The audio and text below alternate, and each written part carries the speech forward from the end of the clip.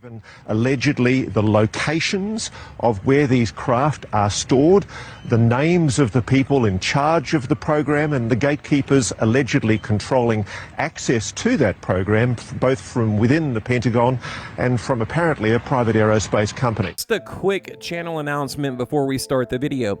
If there's anything you would like to ask me, leave it in the comment section below. Just put Q&A in front of it and I'll know that you want to ask me something, and I will reply to you in my next video, either at the beginning or the end. Just put Q&A and ask away, okay? It doesn't matter if you're a troll, a supporter, a friend, an enemy, whatever it may be, because I think far too often we have these UFO content creators that hide behind public profile pictures or microphones or whatever it may be, and it's just a one-sided conversation, and that's incredibly annoying, you know, as a listener, because I've been there where there's things you really want to ask the person speaking, but you can't. So there you have it. Leave a question below and I will reply. Okay, number one. That's number one. Number two, I'm going to kind of just give you my overall opinion tonight concerning Mr. Dave Grusch, in great anticipation of this upcoming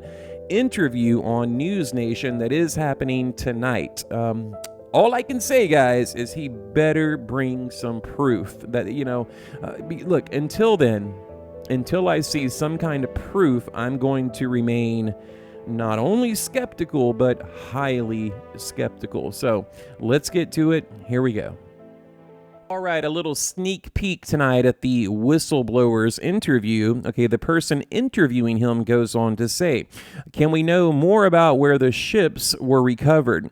And, you know, basically, where did they get the downed UAPs? Okay, Mr. Grusch goes on to say, one was recovered in Italy, 1933, which is the earliest case I've been debriefed on. I can't talk about the others.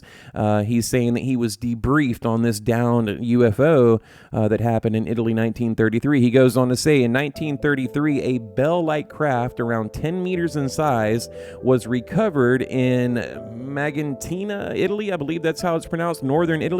It was kept by Mussolini's government until 1944, when it was recovered by agents of the Office of Strategic Services, or OSS, a former U.S. intelligence agency. Wow, that's a lot to take in, guys. He goes on to say, ironically, it predates anything the public has heard about for decades, such as Roswell. So he's saying this happened before 1947, before Roswell.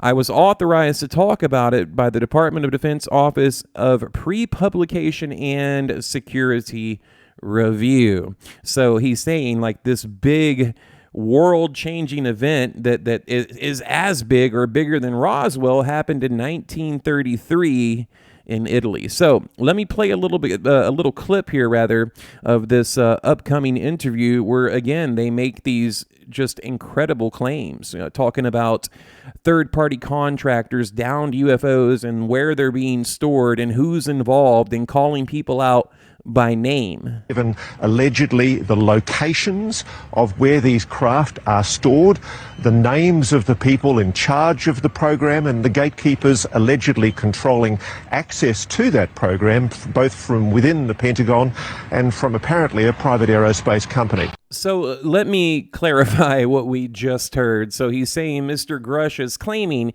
he has the names of the people that are responsible, the gatekeepers, as he referred to them, that are responsible for hiding this UFO secret from the public, from the world. I was about to say from America, but from the world, right? It's a global secret. And he knows where the UAPs are being stored. He refers to them as the gatekeepers. He has all of their names, talks about the Pentagon and private companies, Bigelow Corporation, right? We all know Robert Bigelow, being paid by the government to study and reverse engineer these downed UAPs. So apparently he's going to reveal all of this. I mean, I guess, look, you can't make these types of extraordinary claims without some kind of proof. I mean, this is getting into like fantasy land, and we need some, just one drop of solid proof. And of course, tonight we have the big interview coming up on News Nation, where I guess it's going to be more of a deep dive than the last one. Now, let me read this. This guy says, "Why do I trust Dave Grusch?" Okay, his credentials are truly impressive, and many know and support him, including the people I know well. Okay, so first of all, that's a lie for the person who tweeted this, because I know who you are. You don't know him. Number one. Number two, why are we blindly trusting this man? I mean, I support him. I will defend him. I will give him the benefit of the doubt.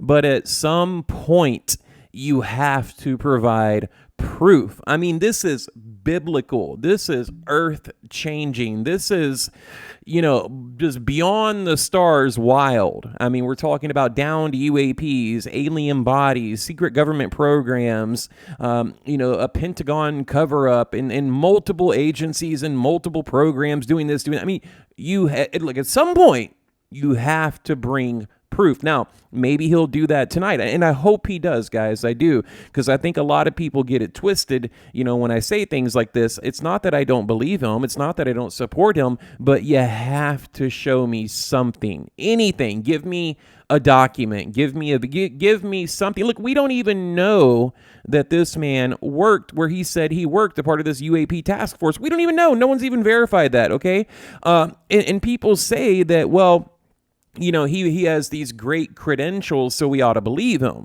because he's this, upstanding, military fine man. Okay, well, what about the other highly credentialed men and women that have come forward and said, no, this is not true? Well, why don't you believe them?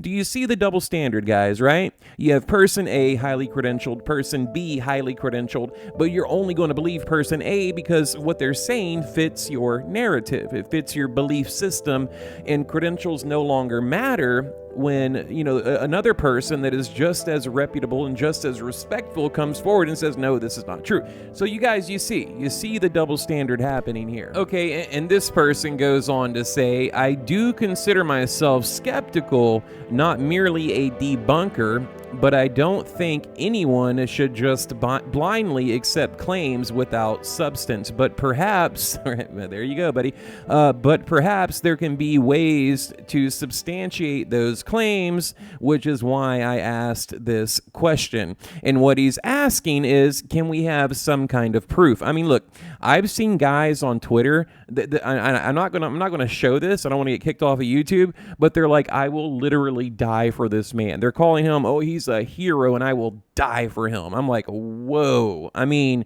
look, this guy could be a Fed. He could be, a misinformation agent. Who knows? I mean, but look, I hope he's the real deal. I do. Okay, then on the other side of the coin, you have all of these UFO grifters that realize, hey, whoa, wait a minute. Which way is the wind blowing, right? The UFO community is supporting this man. I better jump on and support him too, because that'll get me followers, right? So that's what's happening, guys. I mean, look, I want to believe him, but until I see some proof, I'm going to remain skeptical. And that doesn't mean that's not a disrespectful thing to say or to believe or to feel. That's not a disrespectful stance to take.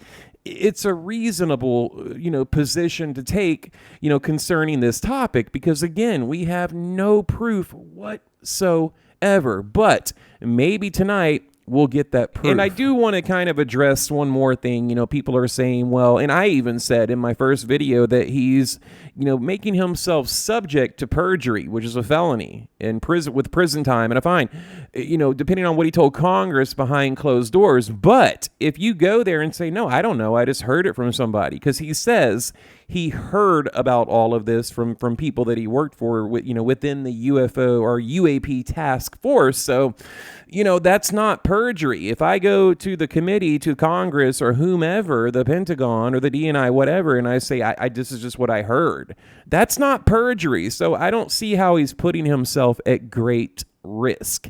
Now, if he starts to provide names, proof, dates, location, something other than Italy 1933, then I'll say, okay, this man is really putting himself in harm's way. And I don't like how he brings out this, groundbreaking UFO information that'll change the world, but you're going to have to wait a week, to see it on News Nation. I mean, if you have this information, release it. Why make a big premiere out of it? Look, guys, none of this adds up. I don't like it, and I think the UFO community is going to be highly disappointed. Now, hopefully I'm wrong, because, again, that interview comes out tonight, and we'll see what he has to say. We're going to see his receipts, okay? And he better bring receipts, because, again, you can't make these kind of claims without some kind of proof.